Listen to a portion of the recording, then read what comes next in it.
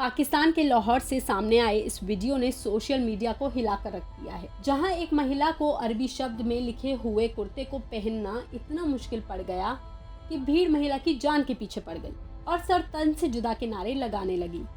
दरअसल लाहौर के एक रेस्टोरेंट में एक महिला अपने पति के साथ खाना खाने आई थी और उसने कलरफुल ड्रेस पहन रखी थी।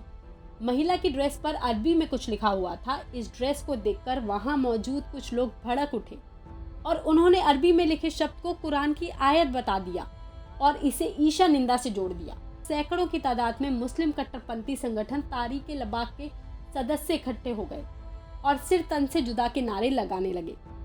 वीडियो में साफ दिखाई दे रहा है कि भीड़ महिला की जान के पीछे पड़ी है, जिसके बाद लाहौर की एएसपी शहर बानो नकवी ने मामले को अपने हाथों में लिया और भीड़ के सामने चट्टान की तरह आके खड़ी हो गई। उन्होंने भीड़ को न केवल समझाया बल्कि महिला की जान भी बचा ली और उसे भीड़ के बीच से अपने साथ ले गई।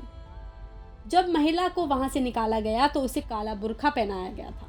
बताया जा रहा है कि महिला के कपड़े पर अरबी में हलवा शब्द लिखा था, न कि कुरान की आयत या कोई और इस्लामिक शब्द। एएसपी ने भी इसका खुलासा किया है कि महिला के कपड़े पर लिखे शब्द का कुरान से कोई लेना देना नहीं है। गुलबर्ग हूँ, मेरे साथ खड़े हुए SHO इशरा बिलाल। आज जिस वाक़े का हम जिक्र करने जा रहे हैं वो इतना है कि एक खातून अपने शौहर के साथ इशरा बाजार आई शॉपिंग करने। उन्होंने एक कुर्ता पहना हुआ था जिसके ऊपर कुछ हरूफ लिखे हुए थे। जब हरूफ लोगों ने देखे तो उन्होंने कहा कि आप ये कुर्ता उतार दें और एक कंफ्यूजन क्रिएट हो गई कि कहीं गुस्ताखी हो गई।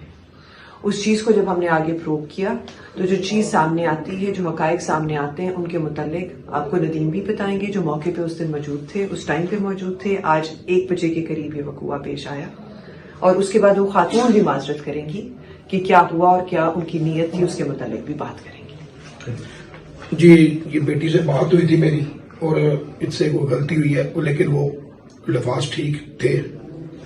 वैसे डिजाइनिंग उसकी बनी हुई थी, लेकिन लोगों ने देखा कि ये खराबी का बाइस बन रहा है तो ये बहन आई। उन्होंने कहा जी आइंदा की बात है, सलवास नहीं पहनेंगे, तो ये उन्हें माफ कर दिया गया। लेकिन फिर भी कट्टरपंथियों के भारी दबाव के बाद महिला को माफी मांगनी पड़ी।